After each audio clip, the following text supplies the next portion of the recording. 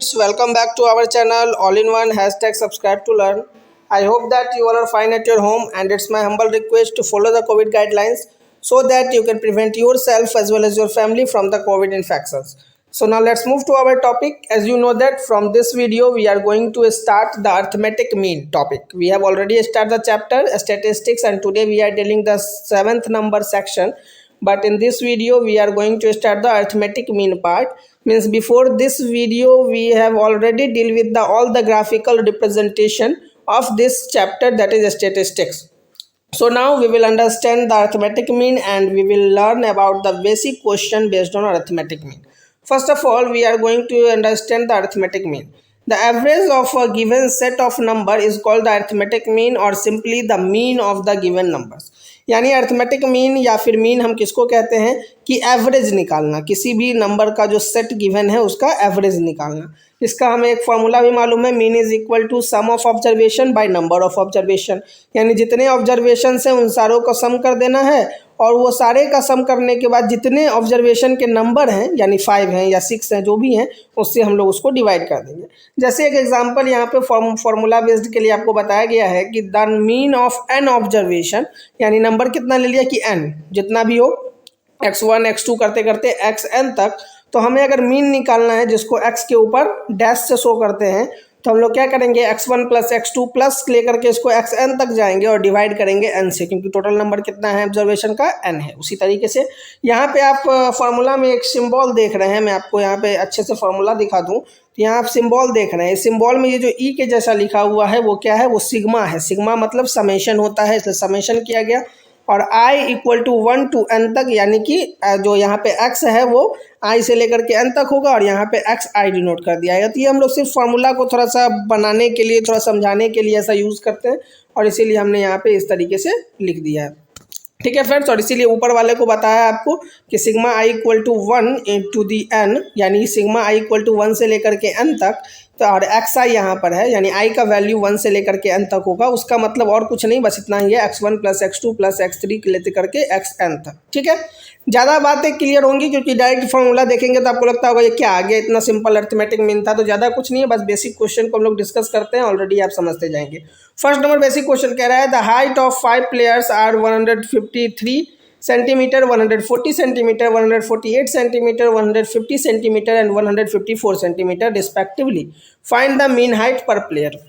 ठीक है, तो यहाँ पे हाइट है वो दिया हुआ 5 प्लेयर का, और उसका हम लोग को मीन हाइट निकालना है। तो 5 प्लेयर्स का है तो मीन हाइट के लिए क्या हो जाएगा, sum of the height of the players और बाय नंबर ऑफ प्लेयर्स।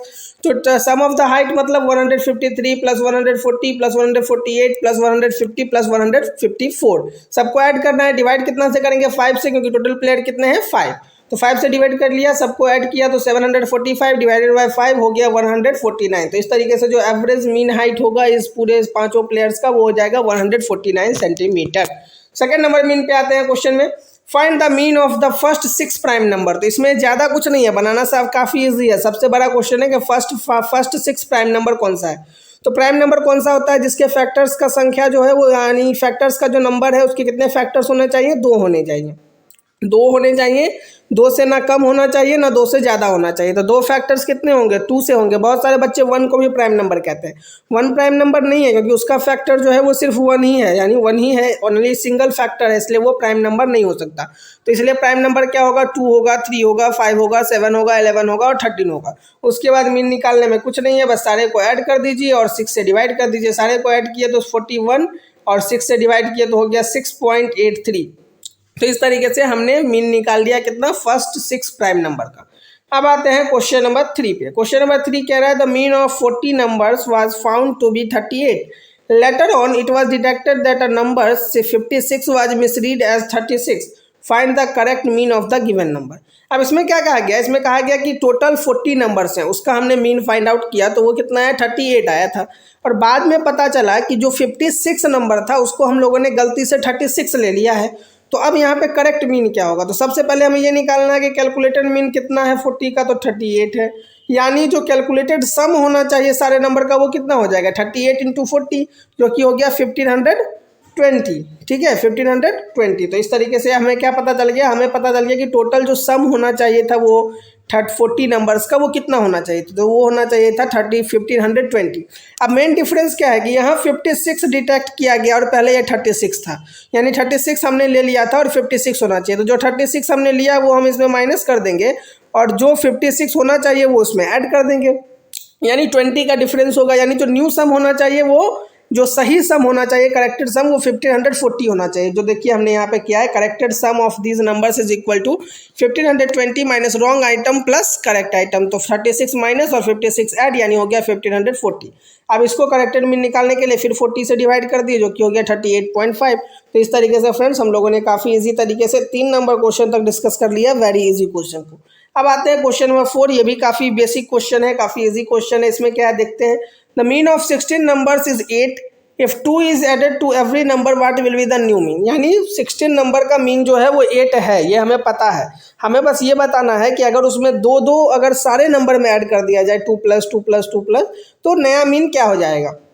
तो सबसे पहले हमने जो गिवन नंबर 16 जो गिवन नंबर है उसको हम लोग x1 x2 x3 करके x16 तक ले लिया। अब मीन ऑफ दीज नंबर्स क्या हो गया, x1 + x2 + x3 से लेकर के x16 तक और बाई 16। ये किसके इक्वल होना चाहिए, ये इक्वल होना चाहिए 8 के, ठीक है। तो यानी सारे नंबर का जो सम होगा वो किसके इक्वल हो जाएगा, 16 × 8, जो कि हो गया 128। अब नया नंबर क्या हो जाएगा, x1 + 2 x2 + 2 x3 + 2, ऐसे करते करते x16 + 2 तक। अब इस सारे को अगर हम 16 से डिवाइड करें तो ही हमें जो न्यू मीन होगा वो पता चलेगा। तो इसलिए हमने x1 + 2 x2 + 2 x3 + 2 ऐसे करके x16 + 2 तक ले लिया और उसको 16 से डिवाइड किया न्यू मीन फाइंड आउट करने के लिए।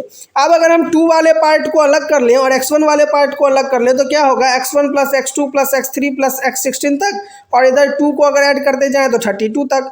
अब इस दोनों का सम और उसके बाद 16 से डिवाइड।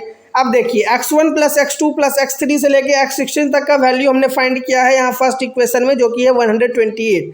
तो इसके जगह पे हम 128 लिख सकते हैं और 32 के जगह पे 32। तो 128/32 सॉरी +32/16, यानी 160/16, जो कि हो गया कितना, 10। तो इस तरीके से जो न्यू मीन होगा वो कितना हो जाएगा, 10, और पहले मीन कितना था, 8। तो इस तरीके से फ्रेंड्स हम लोगों ने टोटल 4 बेसिक क्वेश्चन को डिस्कस किया और उससे पहले अर्थमेटिक मीन के बारे में जाना। तो उम्मीद करता हूं कि अर्थमेटिक मीन को आप अच्छे से समझे होंगे और साथ में जो बेसिक क्वेश्चन हम लोगों ने 4 बेसिक क्वेश्चन डिस्कस किए उसको भी आप समझ गए होंगे। अगर अभी भी आपके मन में किसी भी तरह का डाउट है तो आप कमेंट बॉक्स के माध्यम से हम तक अपने डाउट को पहुँचाएँ, ताकि आपके मन में जो भी डाउट हो उसको हम लोग आसानी से सॉल्व कर सकें। ठीक है friends, so thank you so much. Now we will meet in the next video, and in the next video we will deal with the important questions based on arithmetic mean. Okay friends, so thank you so much.